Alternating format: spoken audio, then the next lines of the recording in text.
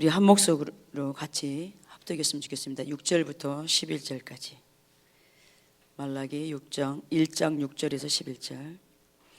내 이름을 멸시하는 제사장들아, 나 만군의 여호와가 너희에게 이르기를, 아들은 그 아버지를, 종은 그 주인을 공경하나니 내가 아버지일진데 나를 공경함이 어디 있느냐? 내가 주인일진데 나를 두려워함이 어디 있느냐? 하나 너희는 이르기를, 우리가 어떻게 주의 이름을 멸시하였나이까 하는도다. 너희가 더러운 떡을 나의 제단에 드리고도 말하기를, 우리가 어떻게 주를 더럽게 하였나이까 하는도다. 이는 너희가 여호와의 식탁은 경멸히 여길 것이라 말하기 때문이라. 만군의 여호와가 이르노라, 너희가 눈먼 희생 제물을 바치는 것이 어찌 약하지 아니하며 절은 것 병든 것을 드리는 것이 어찌 약하지 아니하냐? 이제 그것을 너희 총독에게 드려보라. 그가 너희 기뻐하겠으며 너를 받아주겠느냐? 만군의 여호와가 이르노라, 너희는 나 하나님께 은혜를 구하면서 우리를 불쌍히 여기소서 하여보라. 너희가 이같이 행하였으니 내가 너희 중 하나인들 받겠느냐? 만군의 여호와가 이르노라, 너희가 내 제단 위에 헛되이 불사르지 못하게 하기 위하여 너희 중에 성전문을 닫을 자가 있었으면 좋겠도다. 내가 너희를 기뻐하지 아니하며 너희가 손으로 드리는 것을 받지도 아니하리라. 만군의 여호와가 이르노라, 해 뜨는 곳에서부터 해 지는 곳까지 이방 민족 중에서 내 이름이 크게 될 것이라. 각처에서 내 이름을 위하여 분향하며 깨끗한 제물을 드리리니 이는 내 이름이 이방 민족 중에서 크게 될 것임이라. 아멘. 오늘 말씀은 신앙과 예배의 회복입니다. 오늘 우리가 이 말라기 말씀을 읽었는데, 여러분 이 말씀 속에서 하나님께서 얼마나 진정한 예배를 받고 싶어 하시는가, 얼마나 참다운 예배를 우리를 통해서 받고 싶어 하시는가, 그 마음을 우리가 엿볼 수 있습니다. 하나님의 백성들이 하나님을 마음의 중심에 사랑함도 없고 하나님을 만홀히 여기니까 함부로 하나님 앞에 제사를 드리는 거죠. 병든 거, 눈먼 거, 저는 것을 가지고 와서 하나님 앞에 제사 드리는 겁니다. 그러나 하나님께 제사 드릴 때는 흠없는 것을 드리라고 분명히 말씀함에도 불구하고 하나님을 믿는다고 하면서도 마음이 타락한 가운데 있으니까, 중심에서 하나님을 사랑함이 없으니까 태워드릴 건데, 번제로 태워드릴 건데 눈먼 것을 드리면 어떠하며 저는 것을 드리면 어떠하며 병든 것을 드리면 어떠하냐? 그리고 함부로 하나님 앞에 그렇게 예배를 드리고 있는 겁니다. 그러니까 하나님이 너무나 그걸 분노하시고 고통하시면서, 누가 차라리 이 제사를 드리지 못하도록 성전문을 닫아 걸어버렸으면 좋겠다. 나는 너희의 마음 없는 그 예배를 더 이상 받고 싶지 않다고 하나님이 지금 이 말씀을 통해서 절규하고 계시는 것을 우리 모두가 들었으면 좋겠습니다. 그렇다면 말라기 시대 때 이들의 예배만 그러한 것이 아니라 지금 이 시간 내가 드리고 있는 예배는 과연 어떠하냐는 겁니다. 내가 그동안 드려진 그 수많은 예배가 얼마나 습관적이고 얼마나 형식적이고 마음을 실어서 드리지 못한, 입술로 그냥 찬양하고 있는 거예요. 노래하고 있는 거예요. 우리의 찬양은 우리의 신앙의 고백이죠. 하나님께 내 마음을, 내 사랑을 고백드리는 겁니다. 그래서 이것은 기도입니다. 신앙의 고백입니다. 그래서 더 이상 우리가 입으로 이것을 할 수 없어요. 마음이 실어지지 않는 찬양은 하나님이 더 이상 받지 않으신다고요. 여러분이 부부간이나 연인간이나 사랑을 고백할 때 마음이 없이 고백하면 그 상대가 그것을 받겠습니까? 그것을 마음이 없는 걸 고백할 때 그 상대가 그것을 얼마나 싫어하겠어요. 그런데 우리는 만군의 하나님, 우리 주 예수 그리스도로 말미암아 구원받은 하나님의 백성들이 하나님께 드리신 예배가 마음이 없이 드려지고 있다는 거예요. 너무나 습관적이고 형식적이고. 이 자리에 나와 있는 여러분, 오늘 어떤 자세로 주님 앞에 나와 계십니까? 어떤 자세로 찬양을 드렸습니까? 어떤 자세로 여러분이 말씀을 드리려고 하십니까? 하나님은 살아계시고 지금도 역사하셔서 불꽃 같은 눈으로 우리를 감찰하신다고 했습니다. 우리의 마음의 중심을 꿰뚫어 보고 계신다는 거예요. 우리의 생각을 상대가 알지 못해요. 그러나 하나님은 다 알고 계시다는 거예요. 우리의 생각까지. 내가 무슨 생각을 하고 지금 이 시간 앉아 있는지, 어떤 자세로 앉아 있는지. 그런데 우리의 마음이 들여지지 않는 하나님을, 이 시간 내가, 우리 예배는 뭡니까? 하나님을 만나는 겁니다. 예배를 통해서 하나님을 만나는 겁니다. 하나님의 마음을 알고요, 하나님의 뜻을 알고요, 하나님의 목적을 알고요. 왜 알아야 합니까? 또 하나님 자신이 어떤 분인지 알아야 돼요. 그 하나님의 뜻과 목적과 의중을 알면 그 하나님의 행하심을 보고 내가 그 삶에 동참하는 거예요. 그래서 동력자의 삶을 살아내는 거예요. 그리고 우리가 온 마음을 들여 예배할 때 하나님의 성령께서 이곳에 임재하여 계셔서 우리를 만지시는 거죠. 우리의 죄를 들춰내시고 우리의 문제가 무엇인지를 알게 하시고 우리가 어떻게 해야 될지 알게 하시고, 더 크게는 하나님이 어떤 분이신지, 하나님이 어떤 분이신지를 알게 한다는 거예요. 여러분, 하나님을 아십니까? 성경의 지식을, 성경을 안다고 하나님을 아는 게 아니죠. 하나님을 안다라는 의미 속에는 인격체신 그 하나님을 친밀한 관계 안에서 안다는 것이 포함되어 있습니다. 바리새인은 성경 박사였죠. 여러분, 서기관이 되려면 모세 오경을 외워야만 서기관이 될 수 있었습니다. 그렇다면 그때 당시 종교 지도자들은 얼마나 성경 지식이 해박했겠습니까? 박사라니까요. 그런데 정작 예수님은 그들에게 오셔서 너희들은 하나님을 알지 못한다고 말씀하셨습니다. 알지 못할 뿐만 아니라 하나님을 사랑하지도 않고 너희는 하나님을 믿지도 않고 하나님의 역사도 보지 못했다 그랬습니다. 그건 뭡니까? 너희들은 이로운 지식은 가득했지만 실제신 하나님을 경험하지 못했다라는 거예요. 여러분, 우리가 누구를 안다라고 표현할 때는요, 내가 오랫동안 사귀어서 깊이 아는 걸 말해요. 부부간이 아는 것을 안다라고 표현해요. 가족이 아는 것을 안다라고 표현해요.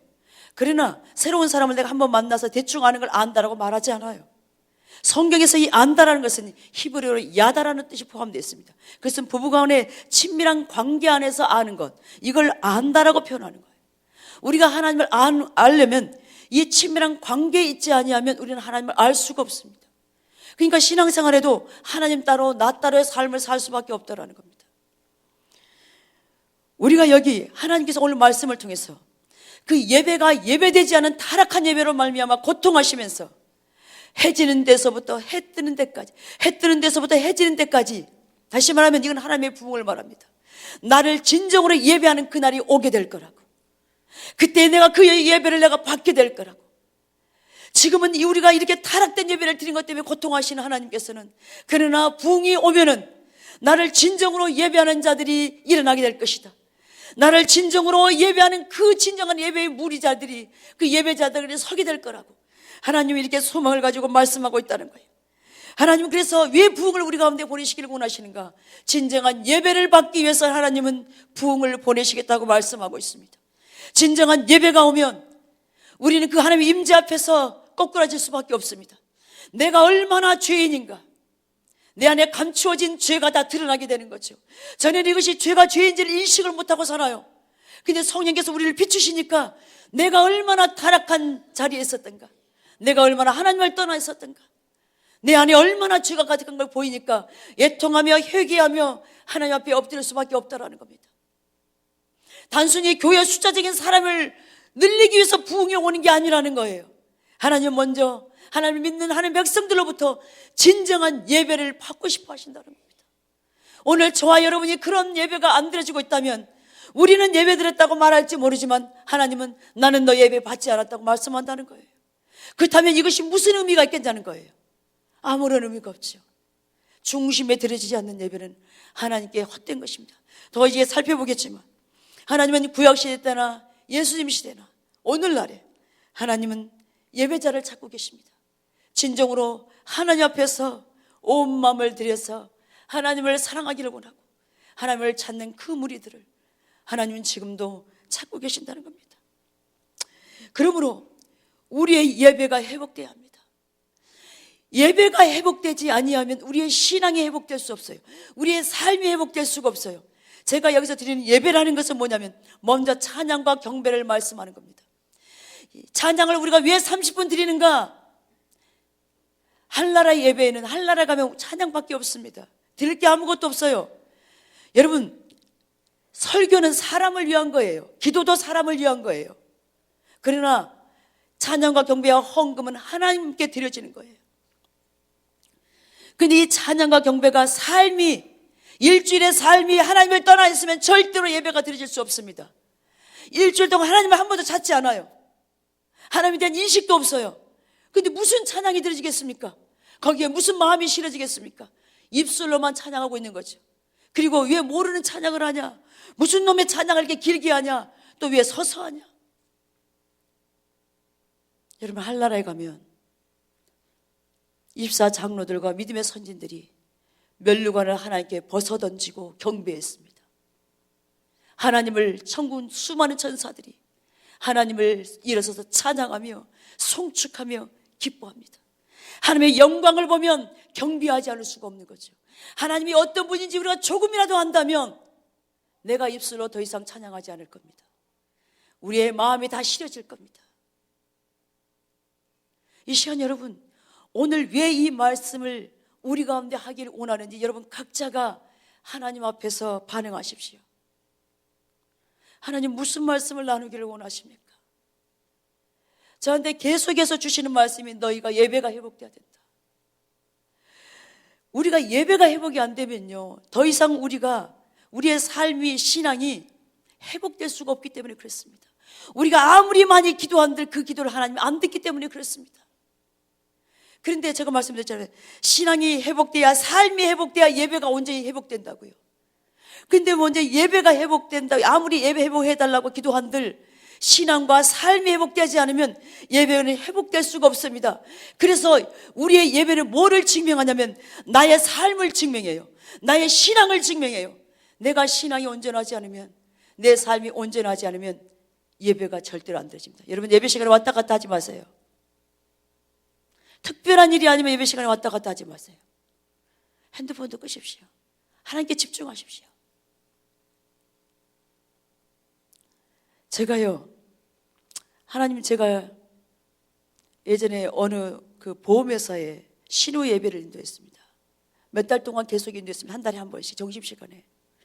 그날따라 하나님 말씀을 강력하게 전하기를 원하셨습니다. 하나님을 아는 것과 하나님에 관해서 하는 것에 대해서 나누겠습니다. 하나님에 관해서 하는 것은 우리가 지식적으로만 아는 거예요. 하나님을 아는 것은 내가 하나님을 경험해 버리는 거예요. 내 삶에 인격체적 하나님이 어떤 분인지 그날따라 강력하게 그걸 전하게 하셨어요. 근데요, 어떤 일이 벌어진 줄 아세요? 자매들이 이게 그 여직원들이 하고 남자 직원들이 따로따로 이렇게 양쪽으로 앉아 있었어요. 하나님의 성령께서 역사하시니까 그 여직원들이 말씀을 듣는데 울고 앉아 있어요. 근데 한편에서는 내가 마치 바위를 치는 것 같아. 다시 이렇게 말씀이 튕겨 나오는 것 같아요. 받아들이지 않으니까. 근데 제가 어떤 대사를 드린 줄 아세요? 내가 다시는 여기 오지 않는다 할지라도 내가 이 말씀을 전해야 되겠다.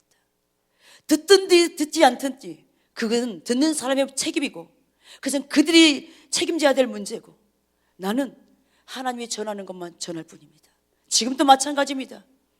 새로 방문하신 분들, 우리 성도님들은 이 시간 여러분이 앉아있다면 오늘 하나님이 왜 이 말씀을 나에게 듣게 하신가 우리 고민하셔야 합니다. 정말 우리가 축복의 메시지나 전하고 복 받을 겁니다. 이렇게 하면 복 받고 저렇게 하면 복 받을 겁니다. 그 말씀을 전하면 많은 사람들이 교회에 몰릴 수 있습니다. 그러나 그것이 우리의 신앙을 회복시키는 게 아닙니다. 자녀가 잘못된 길로 가고 있는데 여전히 방치 상태에 놔두고 훈계하지 않는다면 그 책임은 부모가 다 져야 되는 거죠. 그 자식은 어떻게 되겠습니까? 성경에 그래서 훈계하고 때로는 매를 때려서라도 잘못된 길로 돌이키라고 하는 것이 우리 부모가 마땅히 해야 될 일이고 주의 종의 사명은 저나 우리 모두가 하나님 길이 안 서 있으면 예배가 제대로 안 돼 있다면 우리의 신앙이 잘못돼 있다면 우리는 마땅히 하나님의 기준을 선포하는 것이 주의 종의 사명입니다. 그 말씀이 싫어서 교회를 떠나든 그것은 중요하지 않아요. 일단은 우리가 해야 될 몫을 해야 된다는 거예요. 중요한 것은 그런데 여러분 기억하십시오. 하나님을 중심에 사랑하는 사람은 예배가 되게 되어 있습니다. 말씀을 듣게 되어 있습니다. 정직하게 반응하게 되어 있습니다. 하나님을 중심에 사랑하는 사람은요, 이 찬양과 경배가 때로는 어려울 수 있어요. 그러나 그 가사 하나하나에 우리의 마음이 실어지게 되어 있다는 거예요. 저는 그것을 많이 봅니다. 할머니더라도요, 이 악보를 볼 수 없어요. 우리 찬양이 쉽지 않아요. 그럼에도 마음을 중심에 사랑하니까 그 찬양을 드리고 있더라는 거예요. 우리 교회 어떤 권사님은요, 거의 찬양을 다 외워요. 연세가 많이 드셨는데 한 교회 문턱에도 못 가셨어요. 근데 그 중심에 하나님을 사랑하며 있어요. 하나님이 그 가운데 역사하는 거예요. 수많이 드려진 예배가 중요한 게 아닙니다. 단 한 번의 예배라도 내 예배가 과연 하나님께 드려졌는가, 이것이 중요하다는 겁니다. 동의하십니까 여러분? 우리가 살기 위해서는 하나님의 길에 서야 합니다. 하나님의 뜻 가운데 서야 합니다. 하나님을 기쁘시게 되는 그 자리에 우리가 서야 된다는 겁니다. 그래서 우리 신앙이 회복되지 않으면 절대로 우리는 예배 가운데 성령님이 임재하셔서 우리를 만질 수가 없습니다. 우리가 습관적으로 형식적으로 예배를 드리고 있는데 성령께서 어떻게 이곳에 운행하겠습니까? 여러분, 여기 여러분들이 모여 있습니다. 그런데 어떤 분들은 예배 가운데 성령의 임재하심을 이미 경험했을 거고, 어떤 분들은 맹숭맹숭해가지고 아무 감각이 없는 분도 앉아 계실 겁니다. 그냥 지금이라도 마음의 자세를 달리하십시오. 내가 온전한 예배를 드리지 않으면 내 삶은 절대로 회복될 수 없어요. 죄를 이길 능력이 없습니다. 우리 신앙이요, 10년, 20년, 30년 신앙생활, 아니 모태 신앙이라 할지라도 회복될 수가 없습니다. 신앙의 연조를 자랑하지 마세요. 직분을 자랑하지 마세요. 내가 하나님 앞에 진정한 예배자인가? 그걸 고민하셔야 합니다. 하나님이 내 예배를 받으실까? 이것 때문에 고민하셔야지. 내가 무슨 직분을 받았고 내 신앙생활을 보고 만일에 예배가 안 되고 있는데 직분을 자랑하고 있거나 신앙의 연조를 자랑한다면 그거는 심각한 겁니다. 차라리 아무 말 하지 마세요.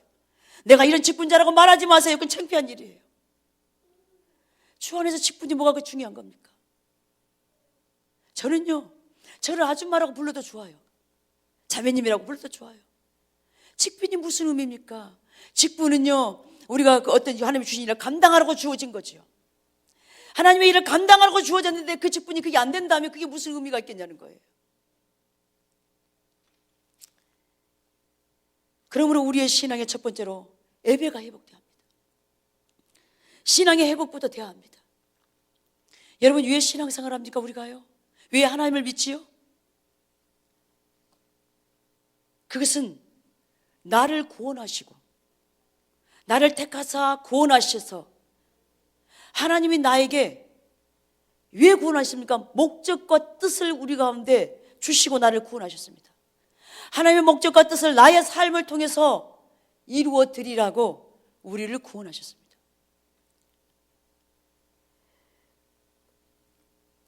또 하나는 뭐냐면 무엇보다 하나님과 친밀한 교제를 갖기 위함입니다. 하나님은 천지 창조 때 천지를 창조하시고 아담과 하와를 창조하신 목적도, 예수님이 12제자를 부르신 목적도, 저와 여러분을 구원하신 목적도 단 한 가지입니다. 하나님과 친밀한 교제를 갖기 위해서요. 하나님과 친밀한 교제를 가져야 하나님의 마음이 뭔지, 하나님의 뜻이 뭔지, 하나님의 목적이 무엇인지를 우리가 알게 되는 거잖아요. 그래서 내가 어떻게 신앙생활을 해야 되는지를 알게 되잖아요. 깊은 사귐이 없는데 그분의 의중과 마음을 어떻게 우리가 합니까? 그러니까 이걸 모르니까 하나님 따라 나 따라의 삶을 사는 거죠. 여전히 신앙생활 하지만 내 목적과 내 뜻을 위해 신앙생활을 하고 있는 거예요. 이걸 자기중심적인 삶이라 그럽니다. 자기 목적과 자기 뜻을 위해 살고 있는 거예요.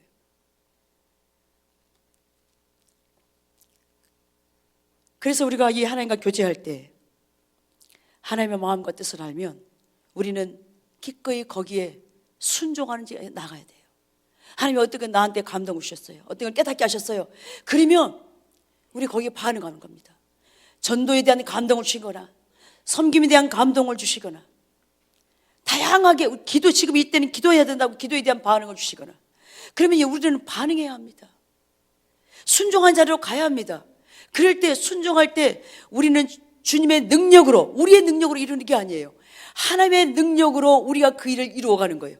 우리가 순종할 때 하나님의 능력이 우리 가운데 부으시는 거죠. 왜 부읍니까? 그 일을 감당하라고요. 그러면 하나님은 우리를 통해서 영광을 받으시는 겁니다. 여러분, 이게 우리의 신앙생활입니다. 여러분, 천국 가기 위해서 신앙생활 한다고요? 하나님을 믿는 예수 그리스도를 나의 구원자와 주로 믿는 사람은 당연히 천국을 가는 거죠. 성령님의 조명으로 선명하게 그것이 인식이 됐다면, 단순히 입술로만 구주를 영접했으면 이게 아니라 진짜 성령님께서 나를 깨닫게, 내가 얼마나 죄인인가를 깨닫게 하셨어요. 그래서 내 죄를 위해서 주님이 죽으셨어요. 그래서 내가 살게 됐어요. 그것을 믿음으로 말미암아. 진정한 성령의 조명으로 이 구원의 확신이 있는 사람은 하나님을 기쁘시게 하려고 하는 열망이 이 가운데 있습니다. 하나님의 뜻 가운데 살려고 하는 거룩한 열망이 있게 돼 있다고요. 교회를 와도 정말 예배를 드리고 싶어하는 열망이 생긴다고요. 단순히 천국 가기만 위해서 여러분 신앙생활하는 게 아닙니다. 천국은 당연히 구주를 영접한 사람은 가는 거고, 우리가 해야 될 몫은 하나님의 뜻과 목적을 알아서 그 뜻에 동참하여 내 삶을 통해서 주의 뜻을 이루고 하나님의 영광 받으시는, 그래서 우리가 주님 앞에 섰을 때 착하고 충성된 종이라고, 내가 너를 통해서 나의 뜻을 이루었노라고 그 평가가 있어야 되잖아요. 내 문제에 급급하고 내 먹고 내 살고 먹는 거에 급급해서 살다가 죽기 직전에 하나님 나 구원해달라, 천국 가게 해달라고, 이게 신앙생활입니까? 아니에요. 아니에요. 우리가 말씀드렸잖아요. 하나님의 중심에 살아가는 사람은 하나님 일에 내가 기쁨으로 반응하고 동참하게 돼 있고, 내가 어떻게 신앙생활을 해야 될지를 고민하게 돼 있습니다. 우리가 고민해야 합니다. 하나님 앞에서 우리가 고민해야 합니다. 두 번째로요, 성경에서는 이 신앙의 본질에 살지 않는 삶을 가리켜서 하나님을 떠난 삶이라고 말씀하고 있습니다.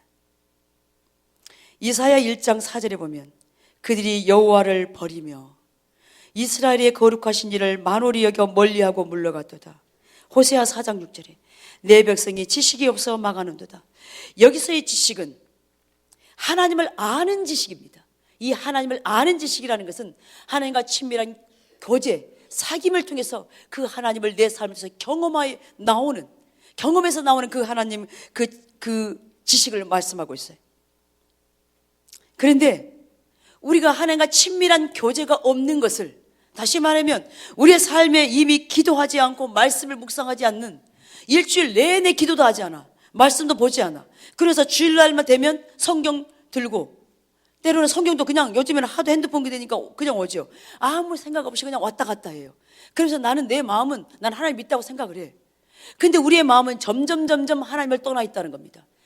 하나님을 떠나면 어떻게 됩니까? 아까 제가 말씀드린 죄를 이길 능력이 없다니까요. 적당하게 타협하며 살아요. 죄가 죄인을 인식하지 못해요. 그러니까 말하는 것이나 생각하는 모든 것들이 하나님의 관점이나 하나님의 기준이 아니라는 거예요. 내 중심적인 삶을 살고 있다는 거예요. 그러니까 하나님이 이 시대를 향해서 어떤 뜻과 목적을 가지고 있는지 나는 상관이 없는 거예요. 내 문제만 해결되기를 원하는 이런 신앙생활을 하고, 이걸 가리켜 성경은 하나님을 떠났다, 너희가 나를 멀리하고 물러갔다, 이렇게 말씀하고 있는 겁니다. 여러분, 구약시대 이스라엘 백성들이 얼마나 열심히 하나님께 제사를 드렸습니까? 그 유대인들이 하나님을 다 믿는 백성들이잖아요. 그럼에도 하나님은 그들을 향해서 너희가 나를 떠났다, 너희가 나를 믿지 않는다, 이렇게 표현하고 있다는 겁니다. 세 번째로는 하나님과 친밀한 교제가 우리 가운데 없으면 하나님의 생명이 우리 가운데 거쳐버립니다. 하나님의 생명이란 것은 뭐냐면 성경에서 하나님만 이룰 수 있는 그 놀라운 역사들이, 그 복을 우리에게 말씀하고 있는 겁니다. 하나님의 임재, 하나님 우리와 함께 하심, 기도의 응답, 하나님의 도우심, 그 모든 것을 가리켜 하나님의 생명이라고 말합니다. 우리에게 주시려고 하는 복을 말하고 있는 거죠. 그런데 우리가 이 친밀한 교제에서 떠나면 하나님이 그 생명이, 다시 말하면 하나님의 복이 우리에게 주어질 수가 없다라는 겁니다. 신앙생활이 그냥 종교적인 모양만 있을 뿐이에요. 이론에만 머물러 있다는 겁니다. 기도의 응답이나 이 모든 것들이 우리에게 거쳐버린다는 거예요. 나는 하나님을 믿는다고 하는데 하나님께서 나와 함께 하심이 없으니까, 나를 도와주지 않으니까 우리는 어떻게 반응합니까? 하나님을 원망하는 자리로 갑니다. 불평하는 자리로 갑니다. 하나님께 섭섭한 마음을 가집니다. 하나님 어떻게 이루실 수 있습니까? 여러분 보세요. 우리가 잊지 말아야 될 한 가지 사실이 있습니다. 하나님은 우리가 하나님의 생명을 누리기를 원하세요. 하나님의 복을 누리기를 원하세요. 우리가 행복하기를 원하고, 우리가 잘 되기를 원하고, 정말 하나님 은혜에서 누리는 삶을 살기를 원하는 것이 하나님의 마음인 것을 여러분이 아셔야 합니다. 여러분의 부모가, 자녀가 다 잘 되기를 원하죠. 아무리 자식이 부모의 속을 썩여도, 잘못된 길을 가도 그 부모는 그 자식들이 회복되기를 원하고 복받아 잘 살기를 원하는 것이 부모의 마음이라는 거예요. 제가 자식을 낳아 키워보니까 하나님 마음을 더 알겠어요. 하나님은요, 우리가 하나님을 떠나 있지만 다시 하나님께로 우리가 돌아와서 회개하고 돌이켜서 하나님과 친밀한 관계 안에서 하나님 목적된 그 삶을 살 때, 하나님께서 우리에게 약속한 그 모든 복들을 주고 그것을 누리기를 원하신다고요. 그런데 문제는 뭡니까? 하나님이 그것을 안 주시는 게 아니라 내가 못 받고 있어요. 내가 죄 가운데 있으니까. 그럼에도 불구하고 우리는 하나님을 원망한다는 거예요. 못 누린 건 우리 책임이라니까요. 우리가요.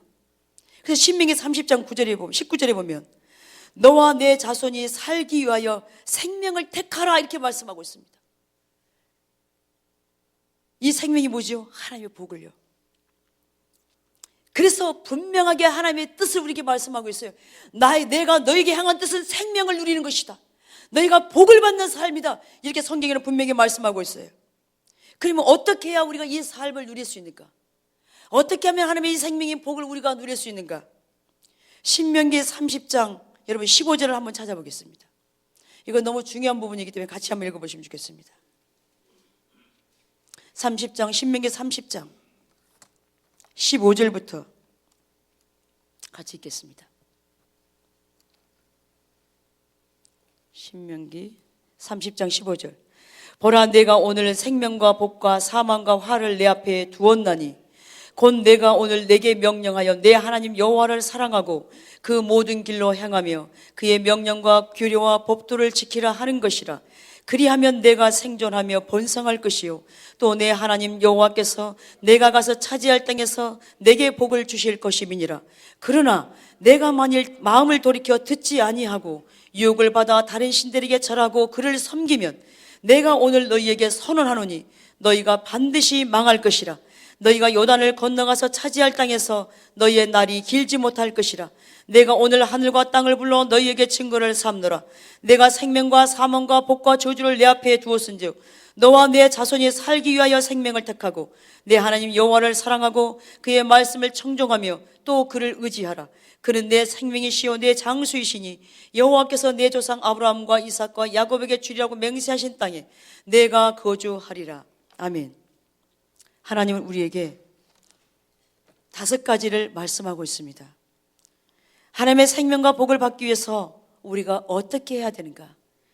먼저 20절에 그를 의지하라, 하나님을 의지하라고 말씀하고 있습니다. 이 말씀은 다바크라는 뜻입니다. 이거는 뭐냐? 완전히 붙어 있는 거예요. 완전히 연합해 있는 거예요. 묶여 있는 걸 말합니다. 하나님과 그렇게 묶여 있으라는 거예요. 친밀한 관계 안에 붙어 있으라는 거예요. 이걸 한마디로 의지하라는 말은 다른 말로 표현하면 하나님과 친밀한 관계 안에 있으라 이 말이에요. 다시 말하면 하나님을 수시로 찾으라는 거예요. 하나님께 기도하고 그 하나님을 구하라는 거예요. 하나님이 어떤 분이신지 알기를 원하고 하나님의 뜻과 무엇인지를 알기를 원하는 그 자리에 서라는 거예요. 하나님의 목적을 구하라는 거예요. 그 다음에 16절에 하나님을 사랑하라는 거예요. 내 하나님 여호와라고 표현하고 있습니다. 우리의 아버지 하나님을 사랑하라는 거예요. 하나님은 우리가 사랑하기 전에 하나님 먼저 우리를 사랑하신 것처럼 그 하나님, 나를 구원하시고 내 삶 가운데 지금까지 함께 하시고 은혜 주신 그 하나님을 사랑하라는 겁니다. 3번째로 하나님 말씀을 지키라는 거예요. 규례와 명령과 규례와 법도를 지키라는 거예요. 근데 여기 보십시오. 하나님과 친밀한 교제 안에 있지 않고 하나님을 사랑하지 않으면 절대로 하나님의 말씀을 지킬 능력이 우리에게 없습니다. 여러분, 그래서 하나님과 친밀한 관계 안에 있지 않고 하나님을 사랑하지 않으면 하나님의 명령을 지키라는 게 부담이 돼요. 어떻게 이렇게 살 수 있단 말인가? 힘들어요. 그런데 먼저가 하나님과 친밀함이 안 돼 있기 때문에 그래요. 친밀함 가운데서 하나님을 알면 하나님을 사랑하게 돼 있어요. 하나님을 사랑하면 하나님 말씀하신 걸 지키려고 발버둥치게 돼 있다는 거예요. 때로는 넘어질 수 있어요. 때로는 실수할 수 있어요. 실패할 수 있어요. 그러나 다시 일어나는 거예요. 내가 하나님을 사랑하기에, 하나님을 기쁘시게 하려고 하는 그 마음이 생긴다는 거예요. 그 다음에 4번째로 하나님의 길로 행하라는 거예요. 여러분, 하나님이 우리에게 말씀하시는 것은요, 하나님의 길로만, 다시 말하면 하나님의 방법으로만 해야만 그 일이 이루어집니다. 여러분, 뭐로 가도 서울만 가면 된다는 그 말이 있죠. 그거는 맞는 말 같지만은 그거는 하나님의 기준이 아닙니다. 수단과 방법을 가리지 않고 서울만 가면 된다, 수단과 방법을 가리지 않고 이 일을 성취시키면 된다, 이거는 하나님의 기준이 아니라는 겁니다. 하나님은요, 결과도 소중히 여기지만 그 과정을 소중히 여긴다는 걸 보셔야 합니다. 때로는 하나님의 뜻 가운데 가다 보니까 결과가 좋지 않을 수도 있어요. 실패했어요. 그런데 하나님은 우리를 어떻게 평가한 줄 아십니까? 결과는 실패했지만 이것이 하나님의 기준이기 때문에, 하나님의 관점이고 뜻이기 때문에 이 길로, 때로는 바보 소리 들으면서 이 길로 갔어요.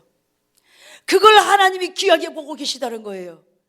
여러분, 우리가 당장 실패한 것 때문에 낙심하지 마십시오. 내가 하나님의 길로 갔는데 실패한 것은, 그것은 성공한 것입니다. 하나님이 우리의 모든 삶의 영역을 다 지켜보고 계세요. 때로는 성공했는데 인간적인 방법 수단을 다 동원해서, 세상 사람들이 하는 방법을 다 동원해서 성공했다. 과연 하나님이 그 성공을 기뻐하겠습니까? 아니라는 겁니다. 그래서 여러분, 신앙을 지키는 것, 믿음 생활을 하는 것은요, 대가 지불입니다. 때로는 바보 소리 들을 수 있고요, 때로는 손해볼 수도 있어요. 그럼에도 불구하고 이것이 하나님의 길길에 묵묵히 가다 보면 하나님은 반드시 그것을 보고 계시기 때문에 우리의 머리를 드셔서 하나님의 영광을 받게 하십니다. 아멘입니까? 과정을 소중히 여기십시오. 결과만 소중히 여기지 마십시오. 자녀들에게 결과만을 가르치지 마십시오. 그 아이는요, 하나님의 그 삶을 보장할 수가 없습니다. 우리의 삶도 마찬가지입니다. 하나님이 책임지기 삶을 살려면 하나님의 뜻과 기준 가운데가 가야 하나님이 뒷받침하신다는 겁니다. 그 다음에 20절에 보면 하나님의 말씀을 청종하여 그 뜻에 순종하기를 원하는 삶을 살기를 원하십니다. 하나님의 말씀에 귀를 기울여야 돼요. 근데 어떻게 할 때 하나님의 말씀이 우리 가운데 들리겠습니까? 처음에 하나님과 친밀한 교제 가운데 있어야 돼요. 하나님을 찾아야 돼요. 기도하는 자리로 가야 돼요. 말씀을 읽고 묵상해야 돼요. 그래야 말씀을 통해서 기도하는 가운데, 또한 찬양을 드리는 가운데 하나님께서 우리에게 말씀하는 걸 들을 수가 있습니다. 깨달을 수가 있습니다. 이 말씀을 청정한다는 의미 속에는 성경 말씀을 통해서 하는 말씀도 있지만 순간순간 성령의 감동을 우리가 깨닫게 하는 말씀일 수도 있습니다. 거기에 귀를 기울여 순종하는 삶을 살아라는 겁니다. 그러면서 이 5가지를 말씀하시면서 너희가 이 복을 누리기를 원하냐? 그러면 이 삶을 살라고 지금 우리에게 말씀하고 있습니다. 보십시오. 너희가 복받기 원하느냐? 너희가 잘 되기를 원하느냐? 너희 삶의 문제가 해결되기 원하느냐? 그러면 이 자리로 나오라고. 이 자리로 나오라고 지금 말씀하고 있습니다. 이 5가지를 순종하는 삶을 살아라. 이것이 우리 신앙의 5가지가 핵심입니다. 다시 말씀드립니다. 먼저는 하나님과 친밀한 교제입니다. 하나님을 찾는 거예요. 두 번째는 뭡니까? 하나님을 그렇게 친밀한 관계 가운데 알아가면 사랑하라는 거예요. 사랑하라는 거예요. 그럴 때 하나님 말씀을 지킬 능력이 우리 가운데 부어지는 거죠. 그리고 하나님 그 말씀을 어떻게 해요? 청종하여, 아니 하나님 길로 행하여, 그 다음에 마지막으로 하나님의 말씀을 청종하여 순종하는 삶을 살 때 하나님의 생명을 우리 가운데 부어주겠다고 이 말씀을 통해서 우리에게 이 시간 우리 각자에게 지금 말씀하고 있다는 겁니다. 근데 하나님께 복을 달라고 하면서 이 생명은 누리기를 원하면서 우리가 순종하는 삶이 안 된다면 우리의 삶은 폐잔병 같은 삶을 살 수밖에 없다는 거예요. 산전, 수전, 공중전 다 겪으면서 안 되는 거죠. 안 되는 거죠. 아무리 힘을 써도.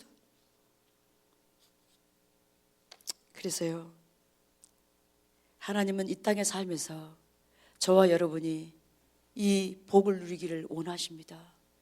이건 하나님의 뜻입니다. 하나님은 이런 복을 저와 여러분 가운데 부어주시기를 원하신다고요. 아멘이십니까?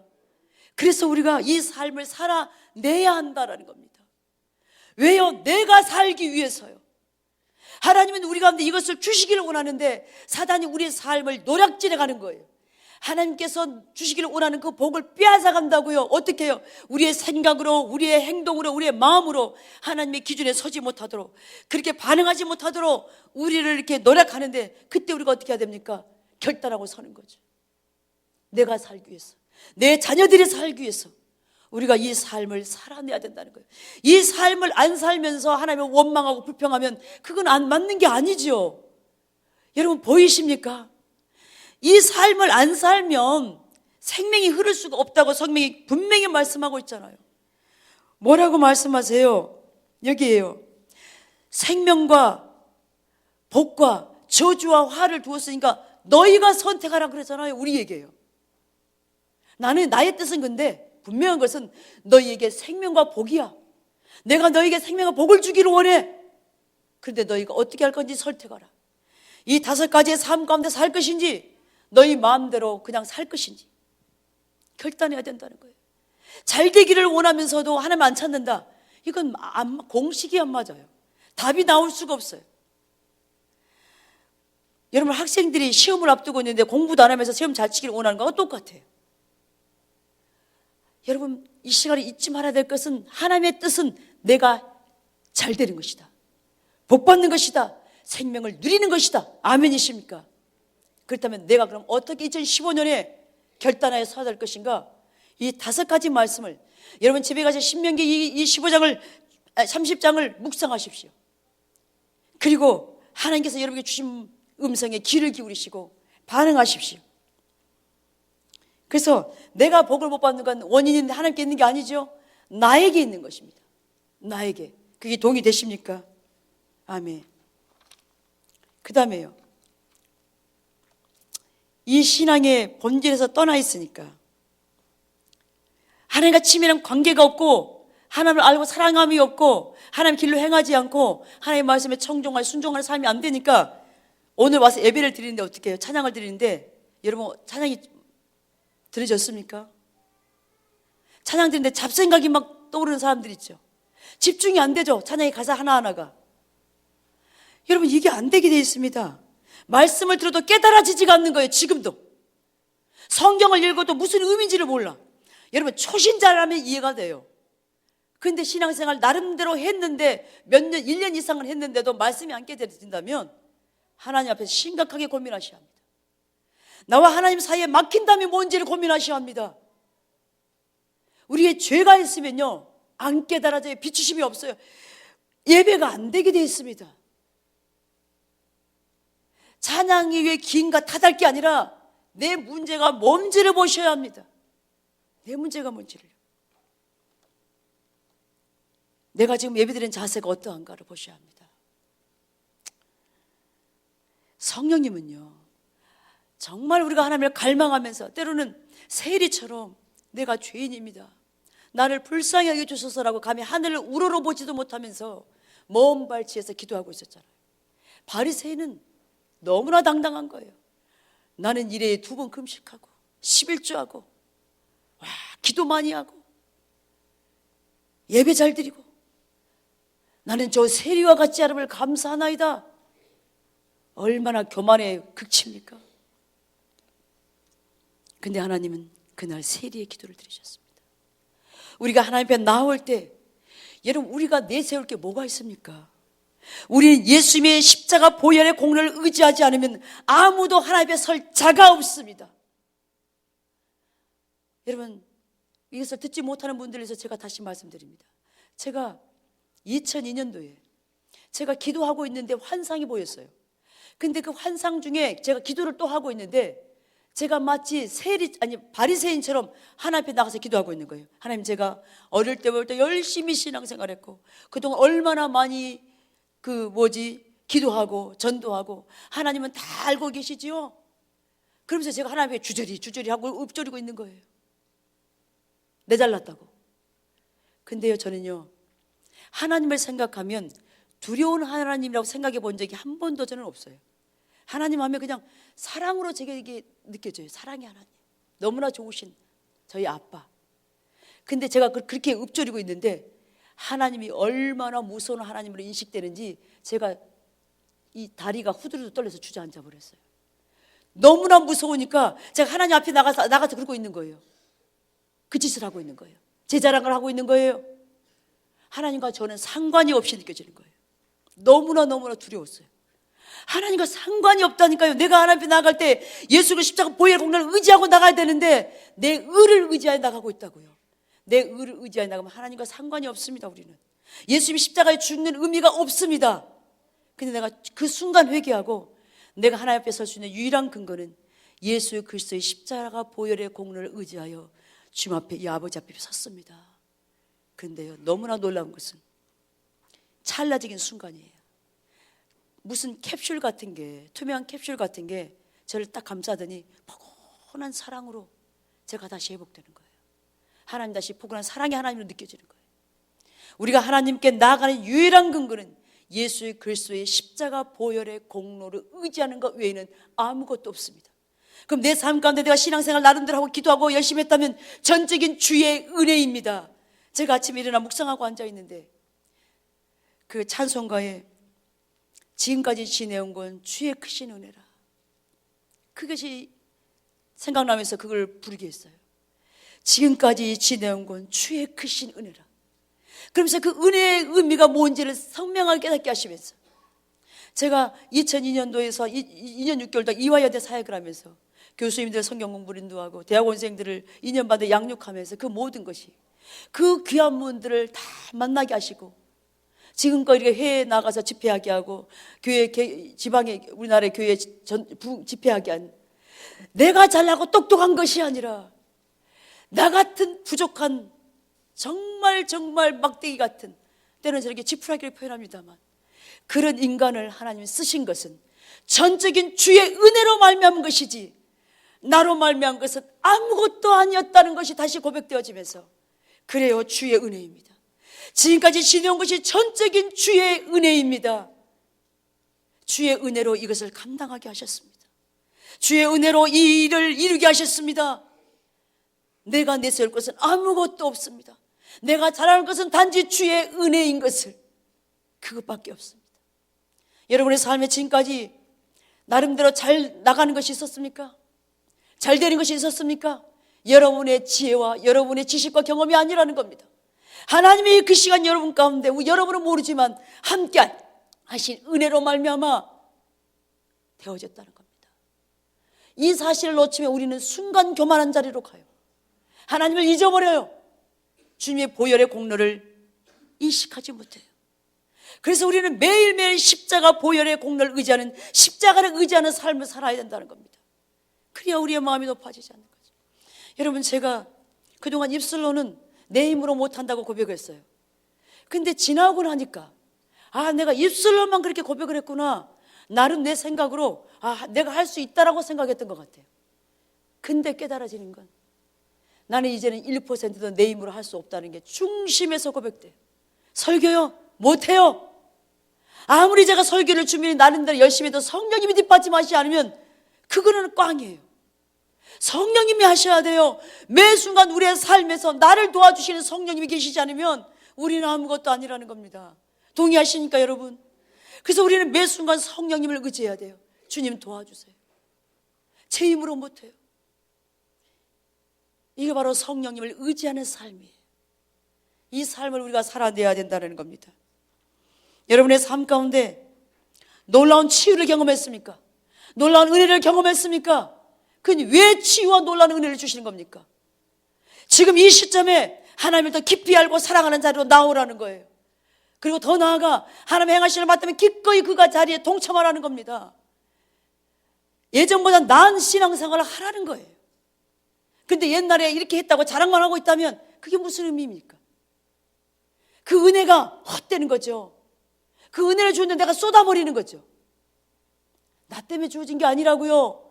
이걸 통해서 너희의 삶을 다시 회복하라.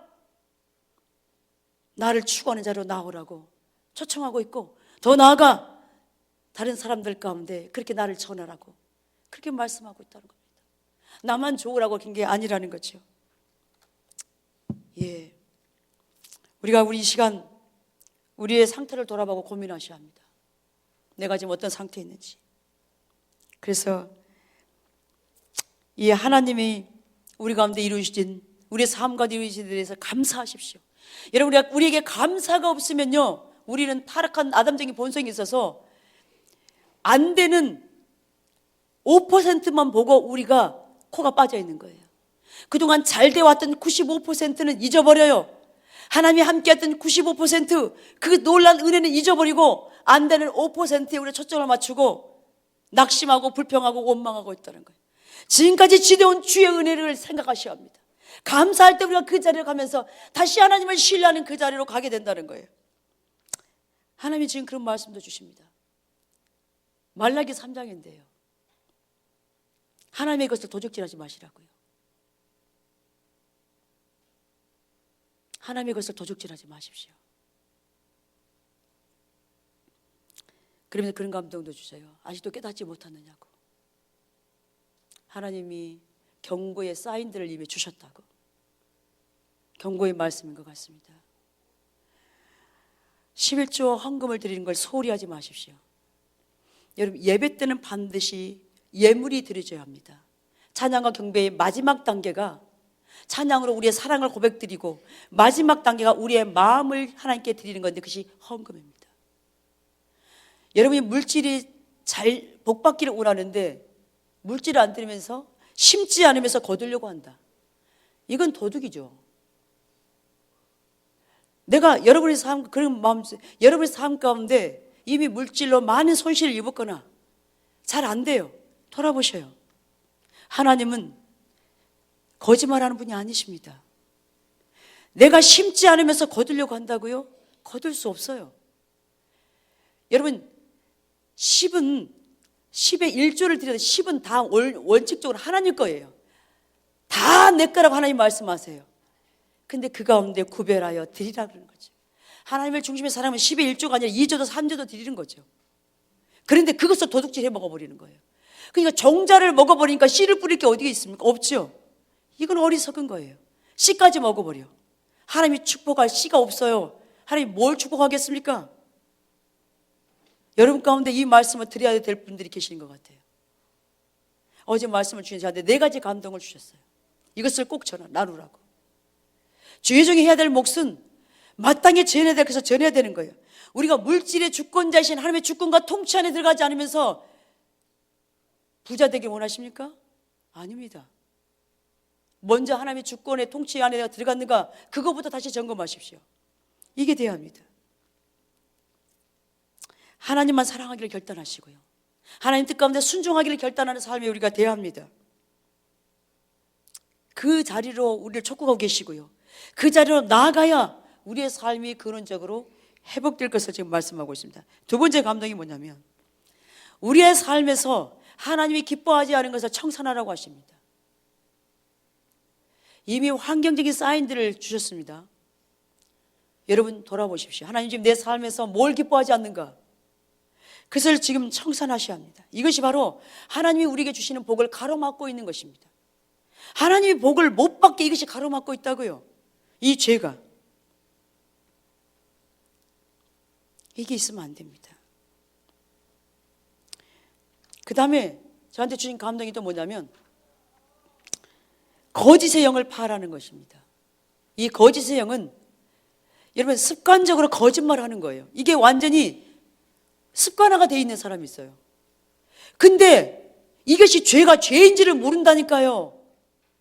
여러분 계시고 거짓말하지 않으면 지옥에 간다고 분명히 써 있습니다. 안 보이는 거죠. 안 깨달아지는 거죠. 또 하나의 거짓은 뭐냐면, 임기응변으로 그 상황을 모면하기 위해서 그냥 얼버무리고 넘어가는 거예요. 정직하지 않게 속이는 겁니다. 여러분, 거짓은 사단의 앞잡이입니다.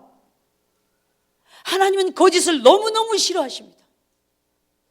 그런데 사단이 계속 불화살을 쏘아대는 것을 거짓말하라고, 적당히 땜빵하라고. 아니에요. 여러분, 우리 안에 이 거짓의 영을 파야 합니다. 정직하지 못하게 하는 거예요. 부풀려서 말하고, 포장해서 말하고. 아니에요. 제가 이렇게 보이는데 그렇게 하면 제가 마음이 너무 아파요. 보이잖아요. 그런 게 말할 때, 상대가 말할 때 그게 보이거든요. 근데 본인이 비춰져야 돼요. 하나님 앞에서 그게 얼마나 심각한 죄인가를 비춰줘야 된다고요. 하나님을 찾지 않으면 죄가 죄인지 인식이 안 돼요. 그리고 막 습관화되어 있어요. 그러니까 죄의 영향력은 계속 있을 수밖에 없는 거죠.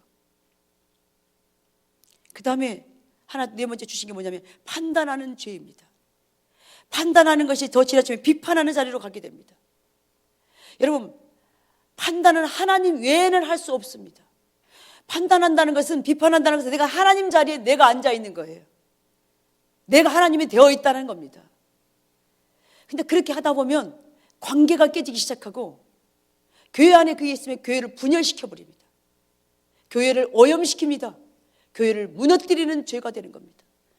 여러분, 좋은 말은 그렇게 크게 영향력을 끼치지 않는데 이 부정적인 말은 전체를 오염시켜 버립니다. 이스라엘에 여러분 12정탐꾼 사건을 아시죠? 10정탐꾼이 부정적인 말을 하니까 60만 전체가 땅을 치고 통곡하면서 다시 우리 애국으로 돌아가야 되겠다고 하나님을 원망하고 모세를 원망하고 불평하잖아요. 하나님의 관점이 보이지 않으니까 인간적인 관점으로 모든 게 보이니까 불평하고 판단하는 자로 간다는 겁니다. 이게 교만의 극치입니다. 판단하는 자리에 있다. 이미 교만한 겁니다. 하나님은 교만한 자를 대적한다고 분명히 말씀하고 있습니다. 판단함이 나오려고 그러면 즉시 입을 다무십시오. 했다면 회개하십시오. 상대한테 판단했다면 용서를 가서 구하셔야 그 영향이 끊어집니다. 이 죄가 교회 가운데서 끊어져야 합니다. 여러분의 삶에서 끊어져야 합니다. 그래야 진정한 평안이 있고 형통의 복이 있습니다. 이걸 계속해서 해나가면 여러분의 삶에 사단이 여러분을 묶여가지고 하나님의 이 생명이 흐를 수가 없다니까요. 어떻게 해서든지 사단은요, 하나님의 백성들이 복을 못 받도록 별짓을 다 하는 거예요. 근데 여러분 집에 돌아가셔서 지금 이 시간에 말씀을 드리면서 내 삶 가운데 이것이 해당이 된다면 하나님께 정직하게 회개하십시오. 그리고 은혜를 구하십시오. 집에 가셔도요, 오늘 말씀을 다시 들으십시오. 묵상하십시오. 하나님, 내 삶에서 청산해야 될 것이 무엇입니까? 내가 이제 결단하기를 원하는데 나를 도와달라고 구하십시오. 결단할 때 하나님이 도와주십니다. 그렇게 우리가 서셔야 합니다. 그래서 여러분, 이사야 1장 1절부터 17절에 보면 수많은 예배가 드려졌습니다. 수많은 기도가 드려졌습니다. 하나님은 나는 너희의 그 예배에 기도 듣지 않겠다. 너희 손에 피가 가득하다. 너희는 마당만 밟고 돌아간다고 그렇게 표현하고 있습니다. 마음이 들여지지 않는 우리의 죄가 하나님 앞에 나올 때 주일로 왔는데 그냥 아무 생각 없이 예배드리고 앉아 있습니다. 이런 것을 하나님 받지 않겠다고 그랬었습니다. 그리고 하나님께 돌아오기를 촉구하고 계십니다. 우리가 하나님께 돌아가야 됩니다. 여러분, 예배는요, 하나의 의식이 아니에요. 예배는 뭔가, 여러분 구약시대에 제사가 뭐였습니까? 그 제물을 태워드리는 거예요. 나를 태워드리는 거예요. 다시 말하면 내 마음을 드리고 나의 사랑을 드리고 나의 희생을 드리고 그래서 하나님을 섬기는 거예요. 이게 예배입니다. 내 생각이 내려지고 내 관점이 내려지고 내 뜻이 내려지고 하나님의 뜻에 이걸 맞추는 거예요. 이게 예배입니다. 이게 예배드리는 자세라는 겁니다. 내 삶이 드려지지 않는다. 그 예배를 하나님 받으시게 되는 거예요. 이게 예배인데. 그리고 우리가 찬양 드릴 때 어떤 자세를 드려야 합니까? 하나님께서 우리의 삶 가운데 행하신 그 놀랍고 아름다운 일들에 대해서 우리가 찬사를 올려드리는 거예요. 감사하고 기뻐하고 송축하고 우리가 뛰는 거예요. 이게 예배예요. 온 마음을 다해서. 그래서 손을 드는 건 뭡니까? 내가 주님을 그렇게 높이는 찬양을 드리는 거예요. 내 마음을 들여 하나님을 찬양합니다, 이 뜻이에요. 내 마음을 들여서 하나님을 그렇게 경배합니다. 때로는 박수를 치면서, 때로는 춤을 출 수도 있고, 이게 우리의 사랑의 표현입니다. 이게 예배입니다. 예배는 의식이 아니라니까요. 우리의 마음이 들어지는 제물이 돼야 된다니까요. 이게 예배라고요. 이게 진정한 예배인데 형식적으로 습관적으로 우리가 드리고 있다면 그것을 바라보시는 하나님의 마음이 얼마나 고통스럽겠냐는 거예요. 오늘 말라기 본문의 말씀을 통해서 하나님 지금 저와 여러분 가운데 말씀하시는 음성을 들어야 합니다. 너의 예배가 언제까지 그렇게 드려질 것이냐고, 내가 그런 자세로 언제까지 내 앞에 나올 것이냐. 우리 각자 가운데 말씀하신 음성을 시간 들을 수 있기를 예수님을 축복합니다. 그리고 여러분, 그렇게 진정한 예배를 드리려고 하면요, 찬양 드릴 때 어떤 일이 난 줄 아십니까? 성령님께서 우리 가운데 임하십니다. 우리를 만지기 시작하세요. 회개하게 하세요. 내 죄가 깨닫게 하세요. 또한 생각나게 하세요. 또한 무엇을 해야 될지를 알게 하세요. 그래서 찬양과 경배가 이토록 중요한 것입니다. 찬양과 경배가 안 되면 말씀도 안 깨달아져요. 그래서 찬양과 경배를 우리 교회에서 이렇게 소중히 여기는 거예요. 여러분, 찬양, 우리 여기 인도자가 있는데 솔직히 여기 있어서 이게 죄송한데 미안해요. 박치예요. 박자가 잘 안 맞을 때도 있어요. 미안해요. 인정하죠? 여러분, 근데 물론 참 이게 연습을 많이 해야 됩니다. 근데 저희가 처음에 개척했을 때 여주구 목사님 우리 교회 그 집회 오셨을 때, 이기수 목사님 집회 오셨을 때군요. 제가 이화여대 사회 갈 때 제가 음대 대학원생들을 사역했습니다. 2년 반 동안. 근데 거기 피아노 전공 자매가 마지막 날 왔어요. 그때는 우리 반주자가 없어가지고 우리 막내 아들이 피아노 학원 석 달인가 갔나? 그리고 반주를 했으니 얼마나 힘들겠어요. 자기는 주일날이 제일 힘들다 그러더라고요. 왜냐하면 반주하는 게 너무 이게 쉽지 않으니까. 피아노 석 달 배워가지고 뭘 하겠습니까? 근데 그 자매를 제가 오라 그래서 반주를 하게 했습니다. 근데 성령님이 참 함께 그날 이게 함께 했는데 이 자매가 마지막 그 목사님 마지막 집회 시간이었어요. 반주를 하는데요. 완전히 5일장의 시장에 파장 분위기가 나는 거예요. 임재가 거쳐져 버린 거죠. 전공하는 반주자가 지금 반주하고 있다니까요. 피아노 전공하는 반주자가. 제가 사랑하는 얘 제자예요. 근데 임재가 싹 거쳐버려요. 이기수 목사님 예배를 끝나고 나서 시장 파장 분위기가 난다고. 임재가 다 거쳐버린 거예요. 왜 한 줄 아세요? 왜 그런 줄 아세요? 그 자매가 나름대로 반주는 잘해요. 근데 반주하면서 하나님을 인식하지 않고 자기 기교를 내세워가지고 반주하고 있는 거예요. 이 사람 저 사람 쳐다보면서 악보도 없이 자기 반주할 수 있으니까 이 사람도 보고 저 사람도 보고 하나님 마음이 하나도 실어지지 않아. 반주자가 반주할 때 마음이 실어져야 돼요. 먼저 예배자가 돼야 돼요. 찬양 인도자도 마찬가지지만 이게 안 된 예배는 아무리 그가 전공한 전공자일지라도요 하나님 임재 걷어버리십니다. 그때 제가 회개했어요. 하나님 용서해 주세요. 제가 임의로 세웠습니다. 용서해 주세요. 하나님은요 유명한 솔리스트 데려다가 독창해가지고 그 찬양을 받는 게 아닙니다. 우리 전체가 성가됩니다. 우리 성가대를 따라 세우지 않은 이유가 뭔지 아십니까? 솔리스트 세워서 찬양들을 세워서 하면 사람들이 그 의뢰받고 앉아있는 거예요. 사람에게 영향 끼치는 게 찬양이 아닙니다. 하나님께만 영광 돌리는 거예요. 찬양이 사람을 위한 것이 아닙니다. 오직 하나님의 영광을 받으시기 위한 것이 찬양과 경배입니다. 그래서 우리 모두는 찬양대가 돼야 되고 반주자이든 인조자이든 우리 모두는 하나님 앞에 먼저 나를 돌아보고 나를 정결케 하고 내가 예배자가 되기 위해서 하나님만 나는 예배하겠습니다. 하나님 앞에서 나는 연주하겠습니다. 하나님 앞에서만 찬양하겠습니다. 이 자세가 되어야 합니다. 이게 돼야 된다고요. 제가 이렇게 우리 시댁에 그 명절 때만 가면 지금은 안 하지만 예전에 할머니들이 돌아가면 이렇게 수요일 예배에 와서 독창을 해요. 근데 할머니 따로 반주 따로 이게 도대체가 이게 되지가 않아요. 근데 얼마나 하나님이 함께 하시는지. 할머니하고 반주가 안 맞아요. 그런데 그 중심에 그분이 하나님을 찬양하고 있는 거예요. 그 찬양을 하나님 받으시기 원하신다고요. 아멘이십니까? 제가 그래서 제자한테 그걸 가르쳤어요. 내가 너한테 이걸 설명해 주지 못하고 내가 세워서 내가 미안하다. 그래서 내 실수였다. 제가 실수한 겁니다. 제가 임재를 거두게 한 거랑 마찬가지입니다. 왜냐하면 제가 세웠으니까. 저의 잘못입니다. 그 아이를 가르치지 못하고 세웠으니까. 하나님은 우리의 마음의 중심을 받기 원하십니다. 내 기교를 받는 것이 아닙니다. 중요한 것은 아무리 재능이 뛰어나도 이 마음이 하나님께 실어지지 않는다면 그 예배는 하나님 받지 않으신다는 겁니다. 그걸 여러분이 보셔야 합니다. 지금은 우리가 더 이상 시간 낭비할 때가 아닙니다. 각자가 우리가 하나님을 찾아야 합니다. 하나님 앞에 겸손히 우리가 엎드려서 하나님 나에게 은혜를 부어달라고 나를 회복시켜달라고 우리가 그렇게 서야 합니다. 잡생각이 나고 집중이 안 된다면 말씀을 들을 때는 찬양할 때나 이사야의 자세를 가지십시오. 화로다 나를 망하게 되었도다라고 하나님의 은혜를 구하십시오. 내가 더 이상 이대로 안 됩니다. 주님 도와주세요. 화로다 나는 망하게 되었습니다. 주님 도와주시라고 그렇게 주 앞에 서야 된다고요. 언제까지 유야무야로 넘어갈 것입니까? 언제까지 적당하게 습관적으로 드릴 겁니까?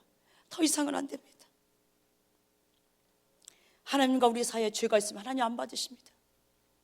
그래서 그러므로 예배기 드리기 전에 우리 자신을 살피는 게 얼마나 중요한지요. 그래서 다음으로 미루지 마십시오. 지금입니다. 지금 결단하십시오.